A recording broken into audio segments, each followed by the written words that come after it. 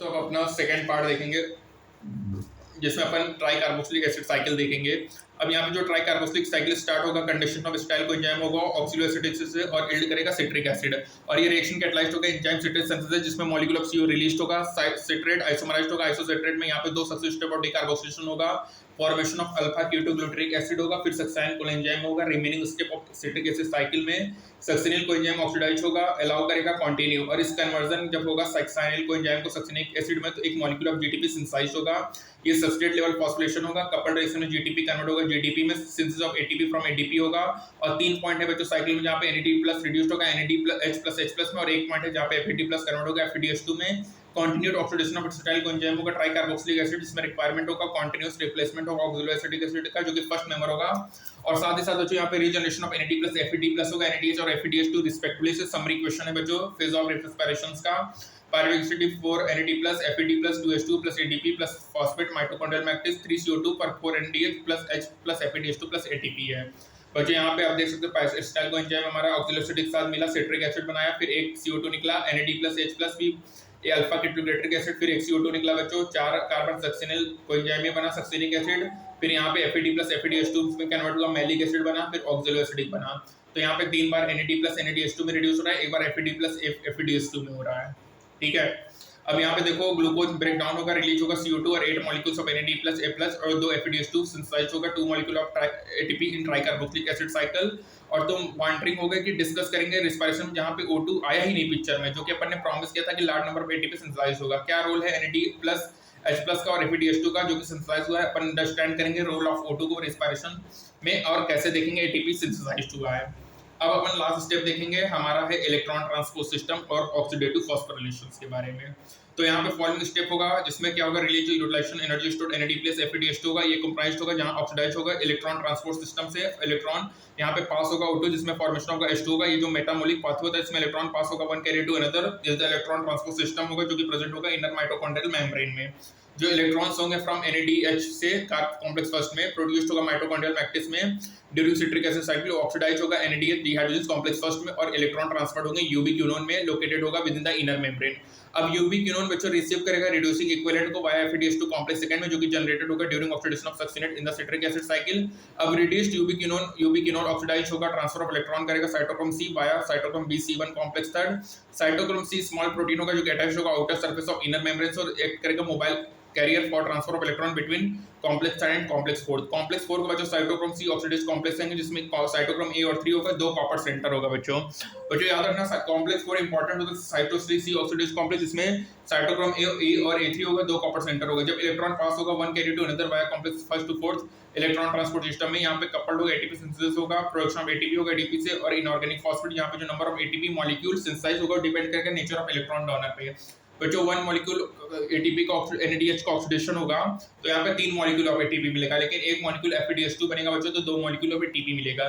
जो aerobic respiration होगा बच्चों वो प्रेजेंस ऑफ ऑक्सीजन होगा, रोल ऑफ ऑक्सीजन लिमिटेड होगा terminal stage of the process में। यहाँ पे जो प्रेजेंस ऑफ ऑक्सीजन वाइटल है ये डिराइव करेगा होल प्रोसेस बाय रिमूविंग करेगा hydrogen from the system, oxygen final electron acceptor hydrogen acceptor होगा बच्चों। लाइट फोटोफॉस्फोरेशन यहाँ पे लाइट एनर्जी यूटिलाइज्ड होगा, प्रोडक्शन ऑफ प्रोटॉन ग्रेडिएंट होगा रिक्वायर्ड होगा फॉस्फोरेशन के लिए। रिस्पिरेशन में जो energy of oxidation reducing utilized होगा सेम प्रोसेस में, इसी वजह से इसको ऑक्सीडेटिव फॉस्फोरिलेशंस कहेंगे बच्चों यहाँ पे याद रखना कॉम्प्लेक्स 1 NADH डिहाइड्रोजनस, कॉम्प्लेक्स सेकंड कौन है सक्सिनेट डिहाइड्रोजनस बच्चों ये नीट 25 में आया है। Complex second succinate dehydrogenase, complex third cytochrome BC1 है, कॉम्प्लेक्स 4 साइटोक्रोम C ऑक्सीडेज है, कॉम्प्लेक्स 5 क्या ATP सिंथेसिस है बच्चों। अब तुम ऑलरेडी स्टडी किए हो about the mechanism of membrane linked ATP synthesis जो कि एक्सप्लेन होगा कीमो ऑस्मोटिक हाइपोथेसिस से, जो कि अर्लियर चैप्टर में देखे हो। यहाँ पे जो एनर्जी रिलीज हो रहा है during the electron transport system उसमें with the help of ATP in this complex number 5 इसमें 2 मेजर कंपोनेंट होगा F1 और F0। F1 क्या होगा, head face of peripheral membrane होगा प्रोटीन कॉम्प्लेक्स जो कि कंटेन करेगा side for synthesis of ATP from ATP और इनऑर्गेनिक फॉस्फेट होगा। F0 इंटीग्रल मेम्ब्रेन प्रोटीन होगा जो कि फॉर्म करेगा चैनल जिसके थ्रू प्रोटॉन प्रोसेस होगा इनर मेम्ब्रेन से, जो पैसेज होगा प्रोटॉन का थ्रू द चैनल कपल्ड होगा कैटालिटिक साइट होगा of the F1 component for production of ATP, और ईच ATP प्रोड्यूस्ड होगा तो 4H+ पासेस होगा F0 from the intermembrane space to the matrix down the electrochemical proton gradient. बच्चों F1 अंदर होगा F0 बाहर होगा, ठीक है। अब यहाँ पे बात करेंगे रिस्पिरेटरी बैलेंस शीट्स के बारे में बच्चों। तो रिस्पिरेटरी बैलेंस शीट्स में देखो यहाँ पे पॉसिबल है कैलकुलेशन करना नेट गेन ऑफ ATP फ्रॉम एवरी ग्लूकोज मॉलिक्यूल ऑक्सीडाइज, बस रियलिटी में ये थ्योरेटिकल एक्सरसाइज है। ये कैलकुलेशन होगा सर्टेन assumptions में कि बच्चों यहाँ पे सीक्वेंशियली ऑर्डरली पाथवे फंक्शनिंग होगा, वन सबस्ट्रेट फॉर्म होगा next with glycolysis, try carboxylic cycle और ETS पाथवे फॉलो करेगा एक दूसरे के बाद, NADH सिंथेसाइज होगा ग्लाइकोलाइसिस में ट्रांसफर होगा माइटोकॉन्ड्रिया में, अंडरगो करेगा ऑक्सीडेटिव फॉस्फोराइलेशंस, कोई भी इंटरमीडिएट पाथवे में यूटिलाइज नहीं होगा, सिंथेसाइज करेगा एनी अदर कंपाउंड, केवल ग्लूकोज रिस्पायर्ड होगा, कोई भी अदर अल्टरनेटिव सब्सट्रेट्स एंटर नहीं करेगा पाथवे में at one of the intermediate stage.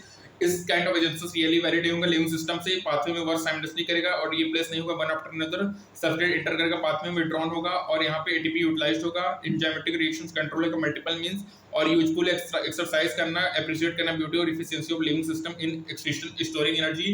यहाँ पे net gain of 38 ATP molecule होगा जब ड्यूरिंग एरोबिक रेस्पिरेशन होगा 1 मॉलिक्यूल ऑफ ग्लूकोज से बच्चों। तो बच्चों याद रखिएगा कि जब नेट गेन कितना होता है 38 एटीपी मॉलिक्यूल्स का 1 मॉलिक्यूल ऑफ ग्लूकोज से। अब यहाँ पे कंपैरिजन करेंगे फर्मेंटेशन और एरोबिक रेस्पिरेशन में। फर्मेंटेशन में पार्शियल ब्रेकडाउन ऑफ ग्लूकोज होगा, एरोबिक में कंप्लीटली डिग्रेडेड होगा CO2 और H2O में। फर्मेंटेशन में net gain of 2 molecule of ATP होगा, each molecule of glucose degraded होगा, पायरुविक एसिड में बहुत सारे मॉलिक्यूल ऑफ एटीपी जनरेट होगा ड्यूरिंग एरोबिक कंडीशंस में। NAD+ ऑक्सीडाइज होगा, NAD+ स्लोली होगा फर्मेंटेशंस में बच्चों, रिएक्शन वेरी विग्रस होगा एरोबिक के केस में। तो बच्चों देखो फर्मेंटेशन केस में NAD+ में बहुत स्लोली कन्वर्ट होगा लेकिन ये बहुत विग्रस होगा एरोबिक रेस्पिरेशन के केस में।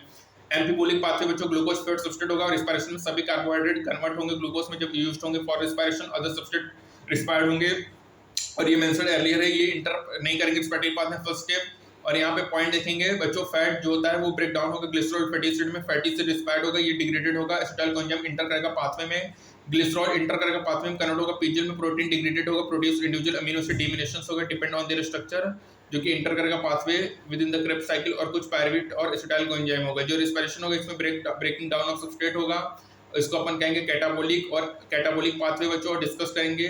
Respiratory pathway different substrate inter करेगा, रिस्पायर्ड होगा, यूज करेगा डेराइव एनर्जी, यहाँ इंपॉर्टेंट है टू रिकॉग्नाइज करना बच्चों। कंपाउंड विड्रॉन होगा रिस्पिरेटरी पाथवे में, सिंथेसाइज होगा, फैटी एसिड ब्रेक डाउन होगा एसिटाइल कोएंजाइम में, जब before entering the respiratory pathway इसको अपन सबस्ट्रेट कहेंगे।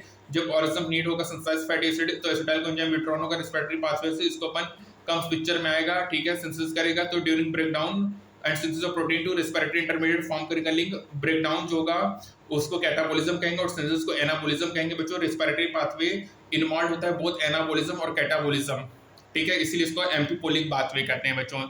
यहाँ पे एनाबोलिज्म भी हो रहा है और कैटाबोलिज्म हो रहा है, इसलिए एम्फोफैलिक पाथवे कहेंगे। देखो यहाँ पे फैटी एसिड ग्लिसरॉल में कन्वर्ट होगा, एसिटाइल कोएंजाइम क्रेब्स साइकिल होगा, carbohydrate simple glucose, glucose 6 fructose, glucose 6 से फ्रक्टोज 1,6 स्पॉट पे, DHAP 3 पे आगल, pyruvic acid acetyl coenzyme Krebs cycle, protein amino acid है बच्चों, pyruvic acid acetyl coenzyme Krebs cycle CO2। अब यहाँ पे रेस्पिरेटरी क्वेश्चंस की बात करेंगे बच्चों, तो ये देखो जो रेशियो होता है CO2 evolve upon O2 consumed, उसको रेस्पिरेटरी क्वेश्चन कहेंगे या रेस्पिरेटरी रेशियोस भी कहते हैं बच्चों।